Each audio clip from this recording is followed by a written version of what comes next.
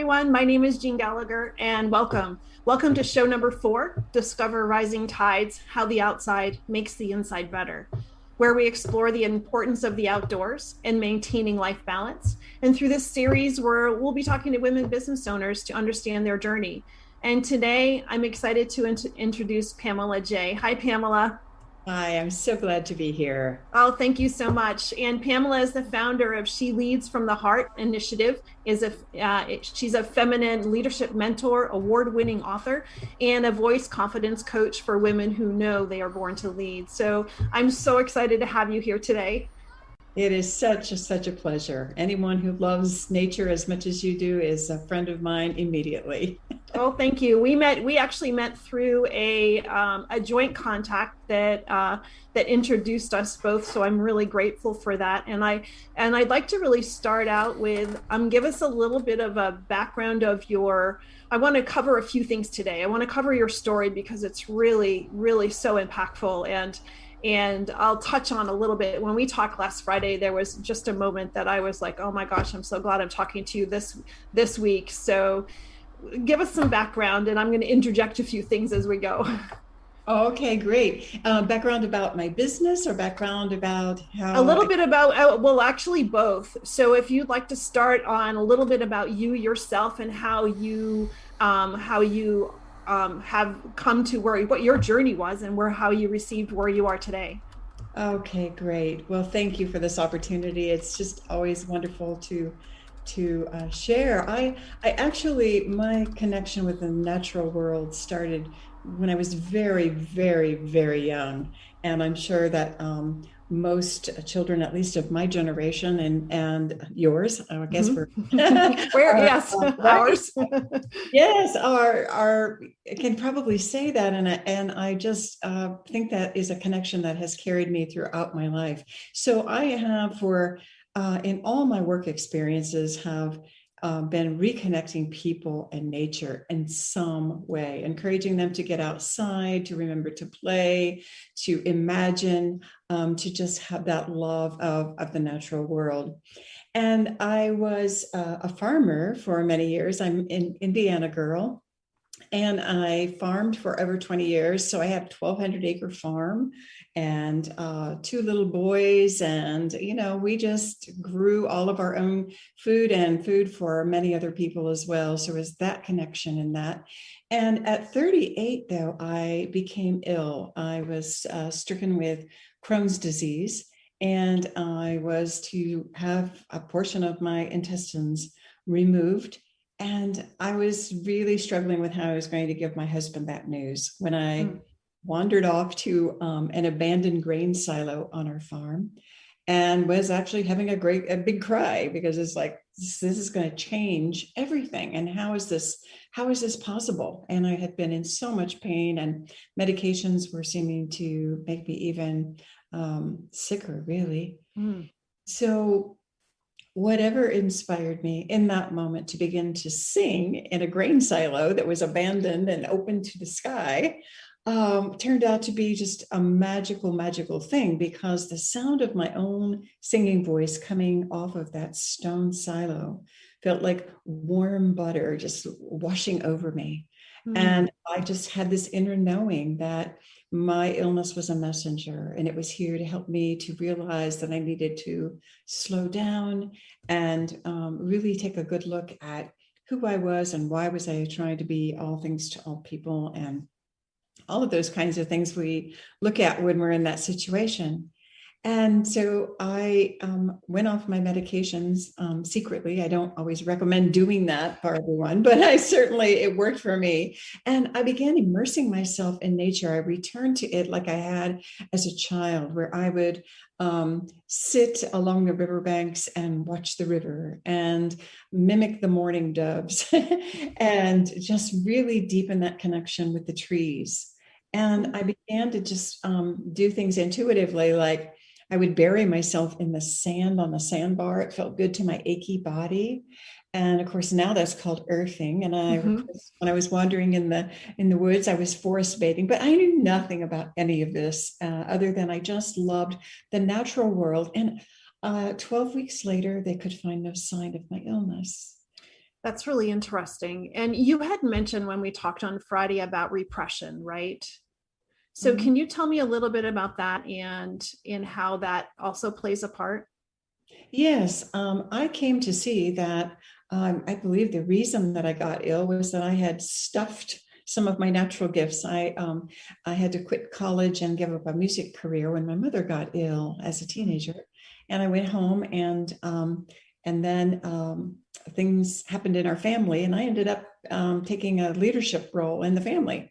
Mm. And so I put my music away for 20 years. I did not sing for 20 years. So naturally, singing in the grain silo would have unlocked a lot of that grief and sadness and sorrow that I had stuffed away for so many years. And I believe that repression of that, and then, of course, the expression of it Mm. became and the healing, and my body knew what to do, right? And returned to its own natural state when I And I could. would think too, what about the vibration? Oh, yes, it's all about that. And again, I didn't know anything about vibrational healing. And gosh, now I've been studying this now for 30 years. It's like, wow, how's that possible? And how can something like that occur? And then you find quotes from Edgar Casey, and he says, music and sound are the medicine of the future. And you go, oh, okay, yes. So yes, the vibration of that, right? It helps to stimulate our hearts and our cells in our body and Mhm. reawaken them to their natural state. Makes sense, Mhm. right? It does, it does.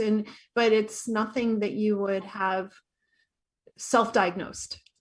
No, not at Mhm. all. Not at So, all. how long a process was it for you through the beginning of being diagnosed to, you said there was a how many week period when you went back to the doctor that you It was there was no sign? 12, 12 yeah, 12 weeks. weeks from the silo experience. And I had been ill for quite some time and lost an incredible amount of weight. And I was having daily uh, uh, cramping and Mm. a lot of pain and that sort of thing. But I was also having severe migraines, and I believe those were caused by the medication, and they had changed and tried some different ones. But nature was my medicine.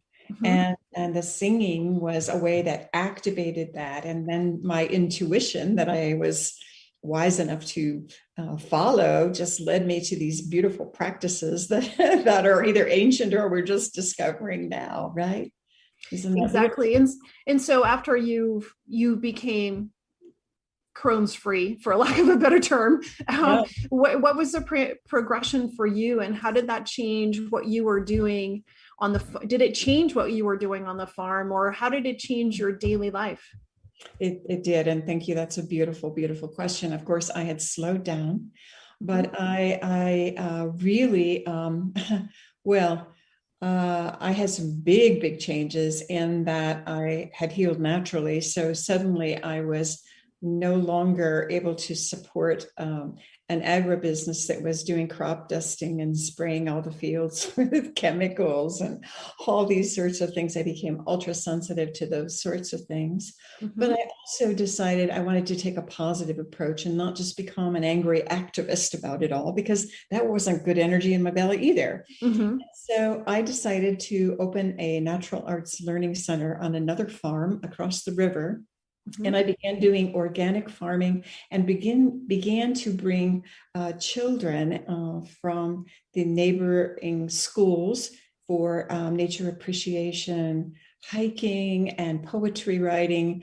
And I founded that organization. It was a nonprofit, and I did that for 12 years and did over 30 different creative programs around the arts and helping people of all ages actually reconnect with their natural gifts Mm-hmm. and learn the beauty and the importance of being connected to the natural world.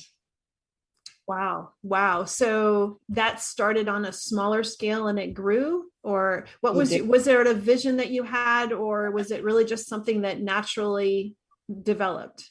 Well, it actually came in a vision in poetry I would write after my healing.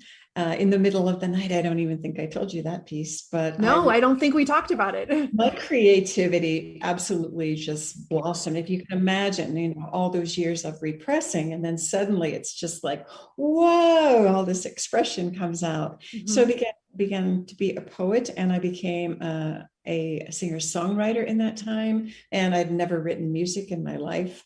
Went on to be a national award-winning children's singer-songwriter. That was not in my plan. Oh, my word.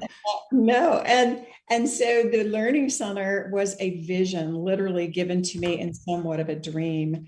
And I was told that it would be grown very organically with a philosophy that I was to call RIMBY, RIMBY, right in my backyard. Uh-huh. Was really fun because back in that day there was a saying called NIMBY. Everyone, yes, not in my backyard. Not in my backyard. And I said, oh no, we're going to take a positive approach. And so it was all about servant leadership, community mm-hmm. service, and instead of Build It, They Will Come, which was very popular back then because Field of Dreams, the movie, had just come out not long after that. And so we spun that around and says, oh no, they will come and build it. And so the community came and built it. And we were a bit ahead of our time. It was when repurposing really wasn't a thing yet. And mm-hmm. so that was the rule. It was everything had to be donated or found. And we did some really fun and funky creative things with that. Old rusty farm implements that were back in a junk pile, we welded and made into a beautiful, beautiful fence that was interactive so people could learn about farm history. Oh, wow. There was just so much fun and joy in all of it. And I realized that we were impacting not just children, but the grown-ups that came. Mm. And they were having these moments of what I call rememberings, where they remember a time in their life when they weren't rushing about so much like I had been before I was born. And that is what inspired me then to do the next phase of my business after I closed my Learning Center. That's amazing. So before we get to that part, one of the things that I'm noticing is interesting because honestly, you were in a farming business that was technically outdoors, right? And so, but it wasn't in a healthy manner. So even though you were experiencing the outside and that was part of your daily life, it really wasn't what was going to bring the positiveness to you. Yes. And I have so much respect. I was a soil and water conservation supervisor too before I got ill. And on the Plant a Tree Committee, I was doing all of these things around the environment. And you have to remember, this was back, I first got ill in 1992. So our farm had come through the 80s when the farm almost foreclosed, as many farms did back then. And Roundup was like the savior. It was like the chemical that was introduced that was going to increase our yields, and everyone was so excited. And so I have this enormous, enormous empathy for those who farm, and only about 2% of our population in our country do. But I love the ones who are finding creative ways to bring back the life in the soil and farm more organically. I was very conflicted, though, as you can imagine. And of course, my husband and I ended up parting ways, still friends, but very, very different ways of looking at this. This was his family's 6th generation farm. Wow. Wow. Which would have started organically, right? Exactly. The pre-Roundup farm. Yes, right. Yeah. Right. Yeah. Interesting. Yeah. Interesting. And so as we're talking through, if anyone is listening and would more than like to call in and ask a question, the phone number's 323-580-5755. And so as you transitioned from your learning center, what did that look like for you? Well, it was on part of the family farm. And when my husband and I divorced, I actually stayed 5 years after that. I lived in another home, obviously. but they were gracious enough to say, oh, continue on, right?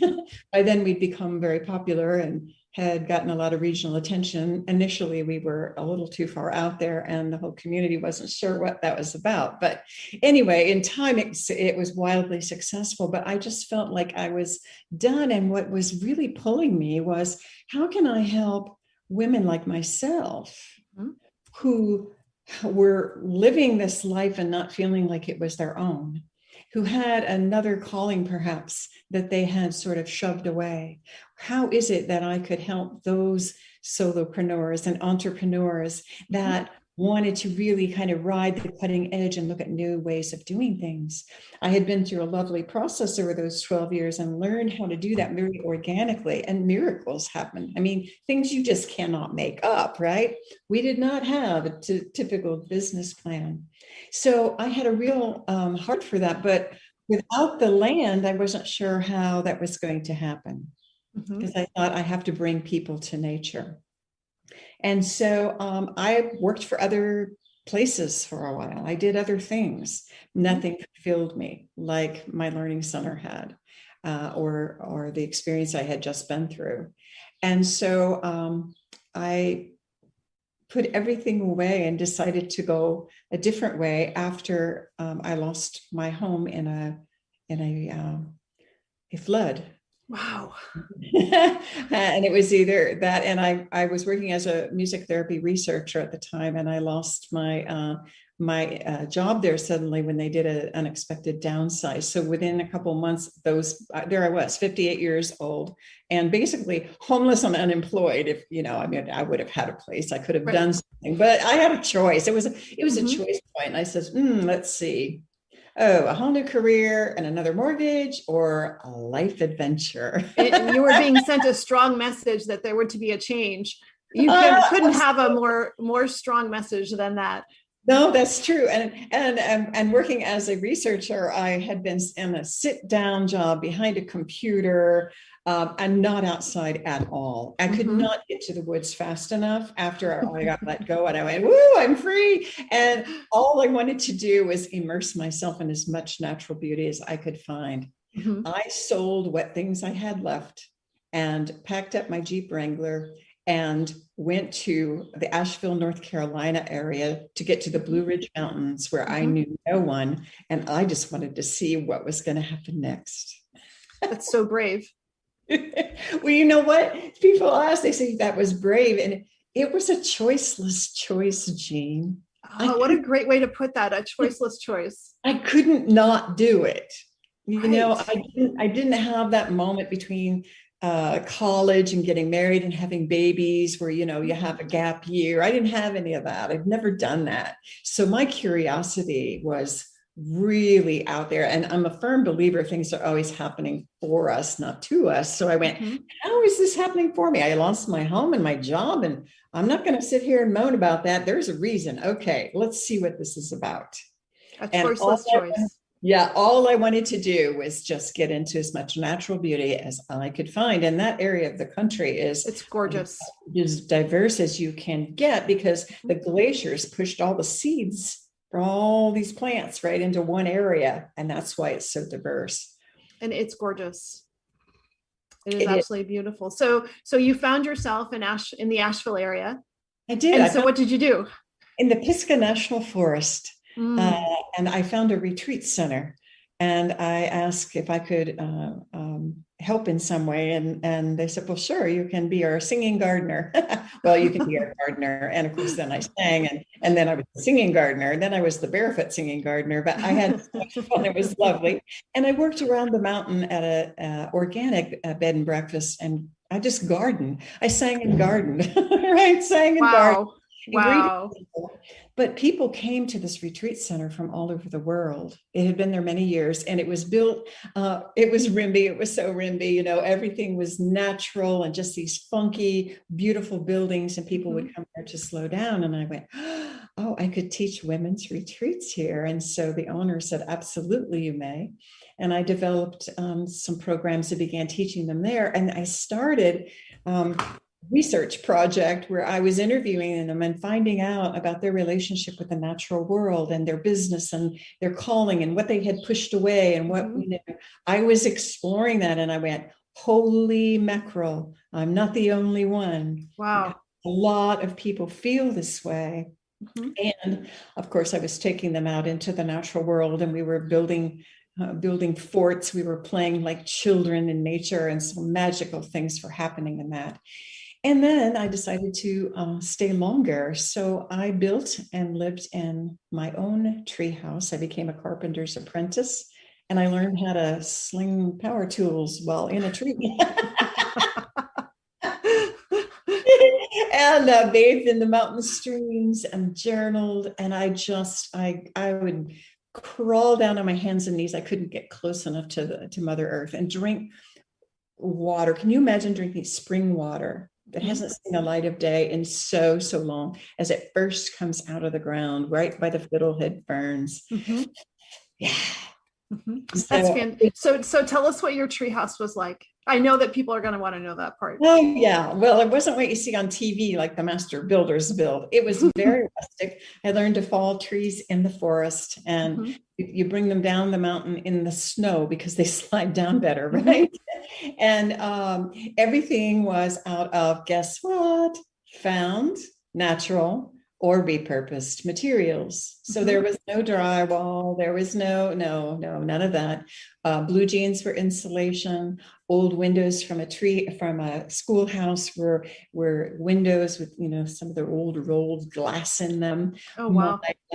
My dining room table was a flat granite rock sitting on a tree stump, and the light, I did have electricity. I brought that in from a neighbor's little farm down the mountain a ways. So I had a light over my dining room table, and it was a rusty Weber grill lid. I rubbed it with linseed oil, and it looked like leather, and it hung by a how fantastic. It was just so much fun. So all of those kinds of things. And I was absolutely in heaven. My creativity had just burst forth again. And the builder I was working with was having fun too, because he had been building $1 million mansions in Georgia, and he was what a difference. So it was just this time of deep immersion and creativity and laughter and fun and play, and continuing to study Mother Nature herself and understand and learn more what my illness had taught me about non-resistance. I didn't fight my illness. I loved it to death. Right? And I can't remember, it was probably a podcast that I was listening to just this past week, and they were talking about people embracing the challenges that are happening versus holding on to and clutching the problem, but embracing it and letting it be. And that mindset makes such a difference in the healing process. It really does. And I've studied this a lot. And those who, I worked for a time for hospice, and I was helping patients pass with greater ease. And really, I would sing, and of course they would relax, into that, and they would surrender into that. And that was what was helping them fight their fear of dying. And it was so beautiful and so rewarding. But I do remember the day I sat down and I said, no, wait a minute. If I can help people die with greater ease, I surely could help them live with greater ease. Wow. So profound.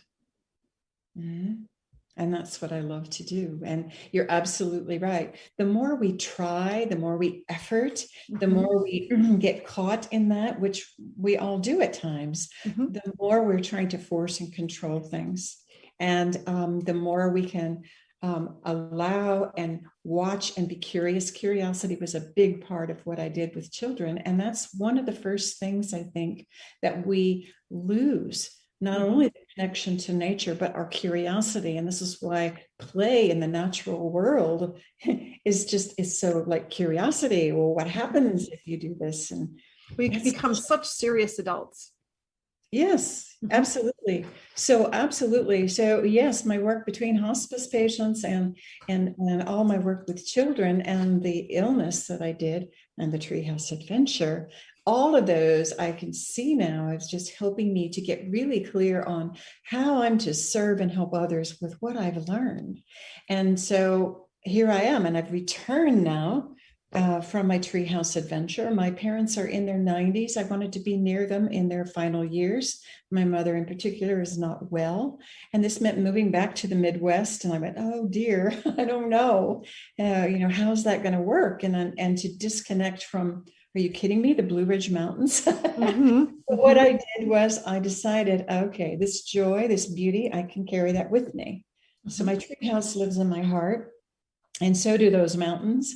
And here I am near Louisville, Kentucky, living in a 1910 carriage house. Oh, how wonderful. Because my parents live in different states. They divorced when I was young. Mom's in Ohio, dad's in Kentucky. I needed to be able to work from anywhere in the world.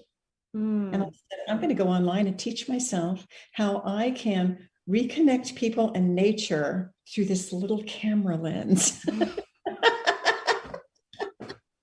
Was that before or after COVID? It started before COVID. Wow. Yeah. You were ahead of the curve.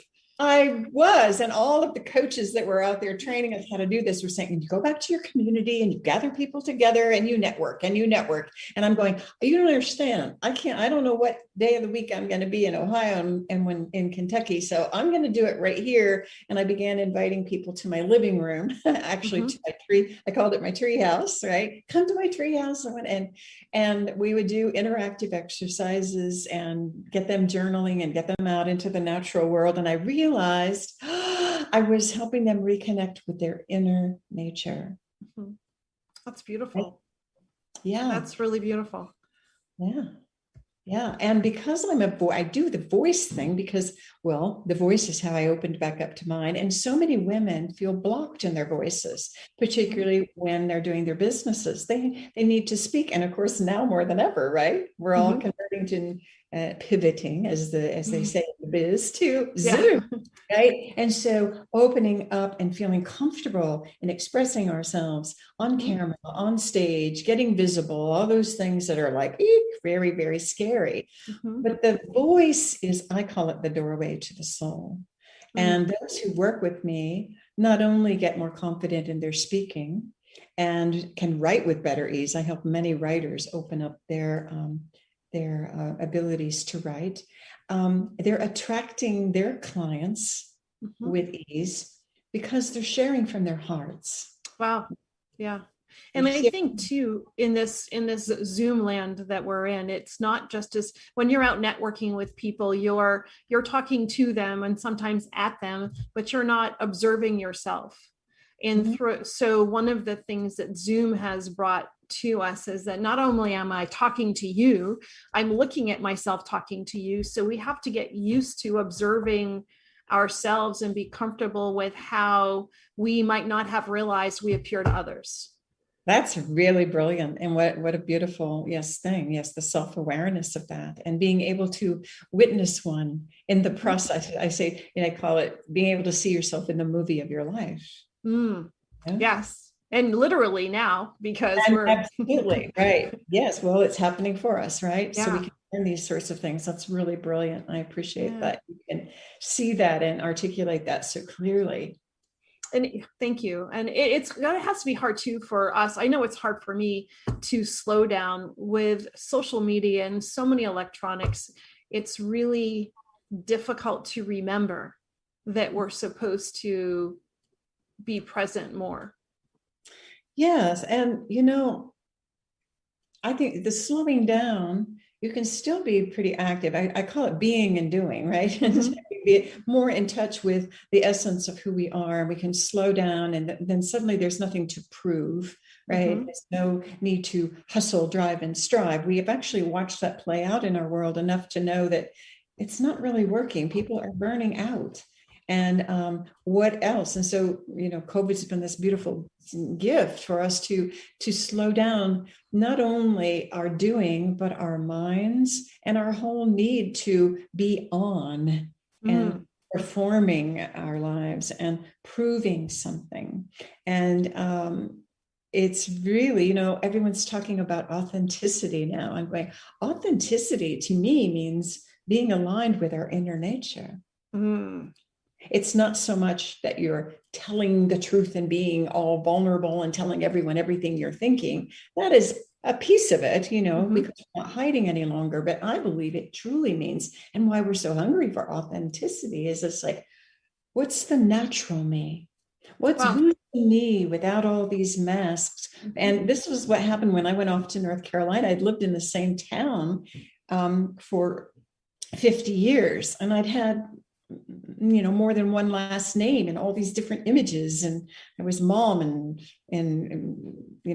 singer-songwriter and leader and all these things, right? I got to strip away all of those masks, all of these images, and show up where no one knew me.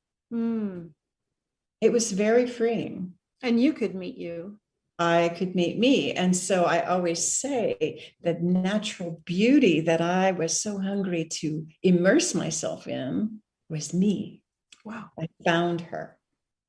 And I actually had a memory from when I was 8 years old, singing in my little treehouse in my backyard with my golden songbook, singing at the top of my lungs. And I just fell into the tree. And this is where I think I remember that. I remember just feeling so at peace. So when I got ready for my treehouse adventure, I went, what happened to that little girl? I think she was a lot wiser than I.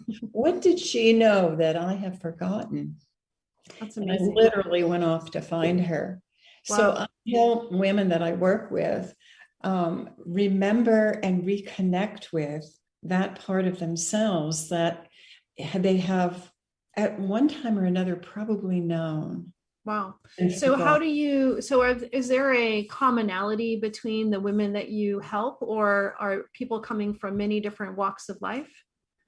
I have decided to help those who are solopreneurs or entrepreneurs, because that's where I have the most experience and have played this process out in multiple ways. So it could be anyone, but I find that those women, because they're pretty daring souls, have some other things in common that make them really cut out for being pioneers. Oh, wow. Yeah. And it's things they may have denied, things that they think they have to overcome, like, the fact that they can observe themselves in the movie of their life because they're more introverted by nature. And the world and society is saying, you have to get strong and build up your confidence. And then you get out there, and they're going, oh, that sounds horrible. And they think they're afraid. And I show them that they're wise because they're tapping into a whole new way of doing things. It's a different paradigm. Interesting. And it becomes more intuitive then, correct? It's very intuitive, and they're doubting their intuition, right? Many of them have also had experiences like I just described, and they've forgotten that part. So when I meet with them on Zoom, I use clarity, my guitar, and I build an energetic silo of sound, creating a space around us. And I invite them to come into that with me. And we just explore, and they have rememberings of times in their own life when they felt really deeply connected to the natural world and to this more relaxed part of themselves, and realize that that never really went away. It just got covered up and hidden, like it had for me in my illness. Interesting. And so do you do this one-on-one, or are you meeting with them in groups? I will be doing groups because I'm getting ready to release a book that I'm writing called She Leads from the Heart. And we have to talk about that. Yeah, but I have enjoyed most the one-on-ones, partly because I'm continuing my research, but partly because we can go into these very intimate places and they can tap in and have these rememberings. And when they do, it is absolutely magical. Something melts away, and they're recognizing, oh my gosh, I have this way I can operate from this way. The energies in their body reverse like they did in mine when I healed my illness. and they're allowing versus trying and efforting and pushing, and things start to happen magically. Their income suddenly goes up double and sometimes triple, or they maybe realign their business and find, ooh, I'm better served to this niche and serve these people. They are more apt and more willing to tell their own personal story, which is what people want to know, but they are past the part of feeling like, oh, I can't stand the attention on me. They're shifting from, I have to sell and make sales to keep my business going, to, oh my gosh, all I do is share what I'm passionate about. And I am speaking from what I call magnetic presence instead of a magnetic personality. Oh. And there's research now, there's so much research out now that backs up everything that I learned through my illness and what I've intuitively been teaching. When I work with my clients, we start with the voice, and they actually do recordings that we send back and forth to one another, and they hear their voices begin to drop into the resonant chamber of their heart. I call it the heart voice. And it becomes more full. It's less strained. It's less up in their head, and they're not trying to force everything. So they relax into that. So I don't teach typical voice lessons. I help people remember their naturalness and their inner. Isn't that interesting? Wow. And it changes everything. They start to attract more money and better relationships, because the heart, they have found, I believe it's the Heart Math Institute that's done such stellar work around the heart. The heart electromagnetically is at least 5,000 times more powerful than our brilliant, brilliant brains. So when we speak from our heart and are aligned with our inner nature, people feel it, literally feel it. Energetically. You know this, you've seen people where they walk into a room and everyone's like drawn to them. That's because they sense their authenticity. They're the real deal. And they are coming from a place of love and feeling that deep, deep connection. So fascinating. And so, you know, something that you said earlier, and I'm always amazed that there's terms around it, when grounding and forest bathing and all of those things that were, I'm just a small town girl from Maine, right? And that's all we did. That's right. And, right. That is everything. So, you know, that what you're able to, not only through voice and through song, but you're also able to help people understand the importance of getting your feet dirty and getting your hands dirty, and just having the playful, relaxing time. Absolutely. Just that earthiness, right? To release the inner tension. Absolutely. It releases the inner tension without thinking about, now, what exercise do I need to do? It's just like, just go play, right? And it couldn't be the furthest away from Peloton at all, right? Right. Yeah. Oh, I know. After I closed my learning center, and right after that, Richard Louv came up with nature deficit disorder and wrote the book, you know, and founded the big organization. And I went, oh, I guess I was ahead of my time, you know, and all of these things. It's lovely. You know, it's ways that we're getting people out there. And it's more important than ever because, you know, we have a lot more things going on in that world, and people are feeling less safe than ever. So developing that relationship. Some of my clients who haven't been outside in a long time, I have them start with a terrarium sitting on their desk, right? Just to have some kind of contact, to realize that these little plants in here are alive. What a great idea. Right? Just connect in the simplest of ways. And I think too, you must be, I'm assuming, or people are learning trigger points of recognizing their internal feeling. I know that when we talked last Friday was a tough week for me because I came off of being outside. We were up in Zion for a week, and then I went back to work. And so of course I had to work a lot, right? And so by the time when we were talking on Friday, I was emotionally and physically exhausted because I realized I honestly did not get outside all week long. not for anything. And I was not in control of my calendar because I didn't take control of my calendar to ensure that that happened. And by the end of the week, I was depleted, totally depleted. And I recognize that when I talk to you. I'm like, oh, wow, I should be talking with you right now. So it's just so important for people to realize they're setting boundaries themselves for how they need to respect their own needs. Absolutely. And, there's so much talk, and I love it because there's talk about self-care, back in the day that I had my learning center, people weren't even talking about that yet. I developed a program called Nurture the Nurturers to help get nurses, doctors, all the caregivers outside. And they're like, we don't have time for that. No, we can't. And so I laugh. But self-care, we talk about it. And yet we tend to think about it as something we need to make time for so that we can balance everything. And my way of looking at it is, if it's a part of your natural routine and you really trust that if you have that time, that downtime and that relaxation and that playtime, that's a part of the work. It's all a part. It's all one big dance. You learn how to sustain your energy at all times rather than extreme, like you experienced, right? Extremes of, oh, weekend Zion and now, whoa, right? So it's regulated a bit more. And I mean, this is the key to all sustainability when you look at nature. Being regulated. Yeah, exactly. Yeah. And it makes us more effective when we are supposed to be on task. Absolutely. This is where excellence lies, because you become so in tune with your body. When you really tune into your inner nature and tune into your body, it tells you it never lies. It never lies. And it will trigger and help you recognize when you're falling into those old patterns of, oh, if I just get 3 more appointments in, you can recognize when you're starting to push everything and effort it versus, oh, it has a natural ebb and flow, and I'll be more productive if I do that tomorrow morning.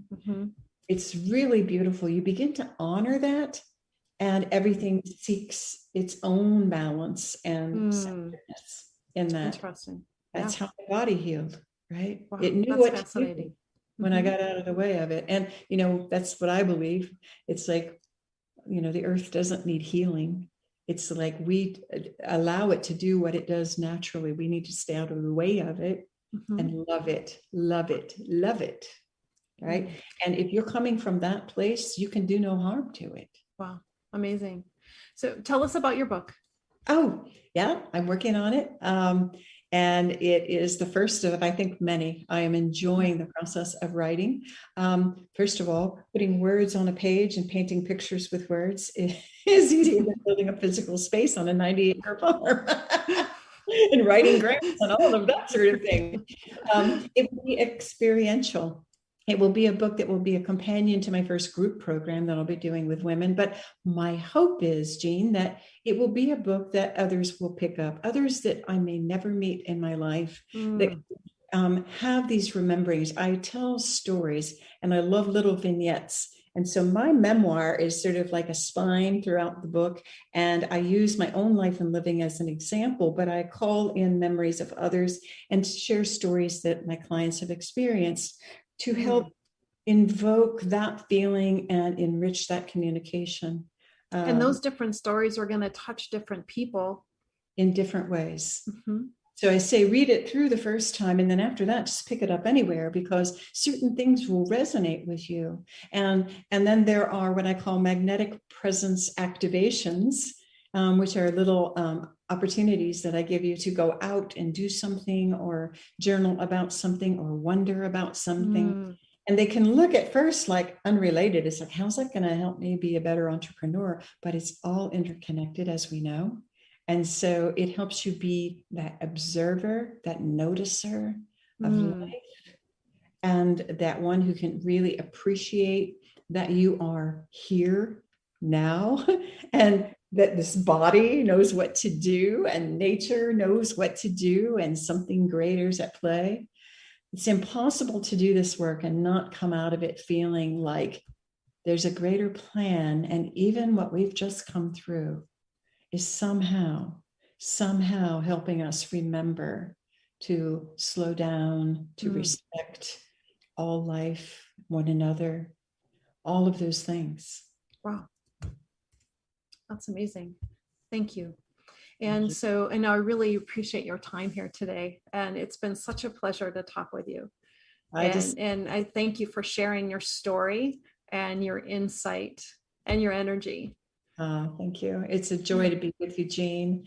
And I have an email. If anyone wants to email me, yes, questions, I'm happy to leave that. My website is being reworked right now, but you can still see what I have there at pamelajay.com. That's Pamela and Jay.com. And my email is pamela@shedarestolive.com. Beautiful. And so when do you expect the book out, or is there a date yet, or is it too soon to project? Hopefully before the end of the year, and I'm hoping actually for fall at some point. So I'm getting closer. Perfect. And if people want to connect with you, to work with you, do they reach out, just email you, or reach out to your website? Either way, you could do that. And I offer complimentary 20-minute sessions where I can come together with you on Zoom and do an energetic reading, a sound reading, because I can sense where there's resistance in your own body, where you may have little signals as to where you might be ready to unlock and discover more of your naturalness. And I record those little sessions, so they're kind of fun. And wow. I'm happy to offer those to anyone who's listening today on your beautiful podcast. Well, thank you. Thanks again. And we'll make sure we put all of your contact information in the show notes. And is there anything that you would like to leave us with today? Any thought? I didn't warn you about this. So do you have any thought or anything that you'd like to leave us with? I think, it's just that whole start to wonder what else is possible. The way things have been working. But what if there's a whole different way that things are happening? What is happening? Get curious, go out and ask that to a tree. Listen. Yeah. Thank you so much. Thank you. What a joy. Thank you so much. Remember. Yes. Remember.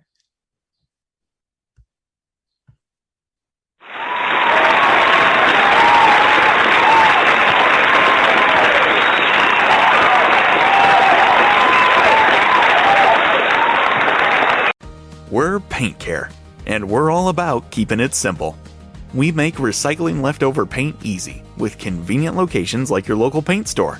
We have 3 simple rules for painting smarter and reducing waste. 1. Buy only what you need. 2. Use up what you already have. And 3. Recycle the rest. Visit paintcare.org/3 simple rules to learn more, or find a paint drop-off site near you. Judy was boring. Hello. Then Judy discovered ChumbaCasino.com. It's my little escape. Now Judy's the life of the party. Oh, baby, mama's bringing home the bacon. Whoa, take it easy, Judy. The Chumba life is for everybody. So go to ChumbaCasino.com and play over 100 casino-style games. Join today and play for free for your chance to redeem some serious prizes. ChumbaCasino.com.